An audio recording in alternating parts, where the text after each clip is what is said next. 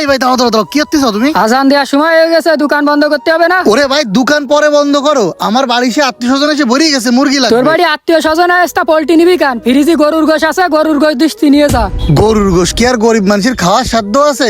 ও মেলা দাম, তুমি পোল্ট্রিই দাও। আরে ঈদ হিসাবে ডিসকাউন্ট দিচ্ছি, কম নিবা নে। 800 টাকা করে বেশি, তুই 750 টাকা দিছে নে, নিয়ে যা। ভাই রে, ওই 700 টাকা 750 টাকা ইনকাম করতে গেলেই 2 দিন ফজর আজানের সময় ভাড়ায় যাতিবে, আর ওই মাগরিবের আজান দিলেই ফিরে আসতিবে। তার চেয়ে বড় কথা 1 কেজি গোস্তায় কিছুই হবে না। আমার বাড়ি মেলা লোক আইছে, তুমি পোল্ট্রি দাও। ঈদের সময় আত্মীয় স্বজন হয়েছে, ভালো আপ্যায়ন করতে পারবি নি বলে গরুর গোশ দিতে চাইলাম। তা নে, পোল্ট্রি নিবি কয়টা, নিয়ে যাও। কয়টা নেবো ভাই? ছোট মোটো দিয়ে একটা ওজন দাও, তো কত করে বেচতিস? সব জায়গায় 250 টাকা করে বিক্রি আসছে পোল্ট্রি, আর আমাদের সুমন ভাই গেছে ঈদ উপলক্ষে ডিসকাউন্ট দিতি, এই জন্যই 230 টাকা করে বেচতেছি।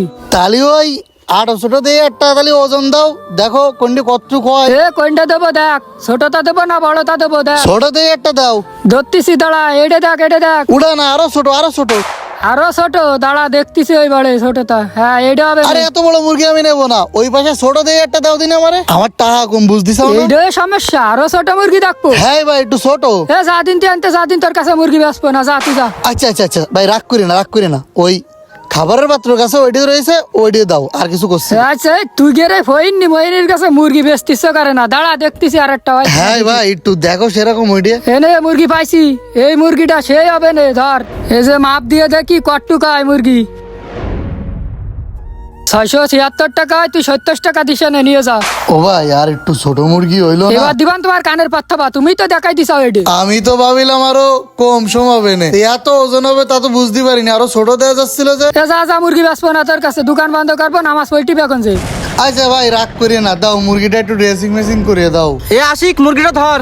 ভাই একটু তাড়াতাড়ি দাও, আমার বাড়ি আবার আত্মীয় স্বজন বসে রয়েছে তো, সুন্দর করে পরিষ্কার করে দাও, আর একটু ছোট ছোট করে কাটিয়ে দাও। অত বড় করতেছাও কেন? তুই বেশি বক দিছিস, আমার কাজও করতে দিস না, এত কথা কইস না। সুস্থ ছিল তো মুরগিটা? আবার কথা কয় বিয়াদব।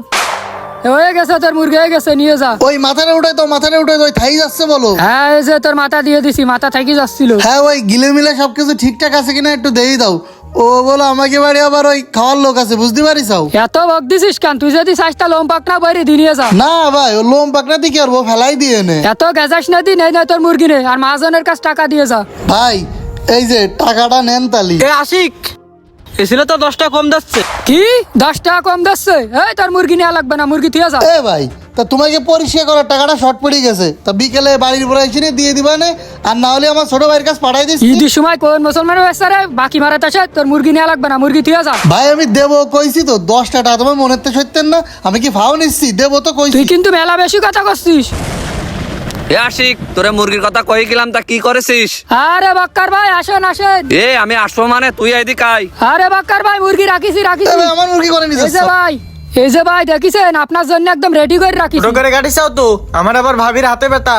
ও কথা কি কয়া লাগে ভাই, একদম পিস পিস করে কাটি দিছি, ভাবি শুধু রান্না করে খাবে। কেন ভাবি খাইতে পারে, আমরা খাইতে পারি না? এ তোর সারাদিন এত খাই খাই কেন? এ চুপ করে ভাই, গাড়ি ফরে। মুরগি তো বড়টা ছিল না, তাও 3 কেজি আছে। 700 টাকা দাম হয়, তুমি 650 টাকা দিয়ে নিয়ে যাও। কত বড় সাহস, তুই চেয়ারম্যান ভাইয়ের কাছ থেকে টাকা চাচ্ছিস? না ভাই, রাগ করতেছেন কান? এ ভাইটি ধরো দিন। এ ভাই এই, আমি বুঝলাম না তো, তোমরা তো ভালো কাহিনী করতে পারো।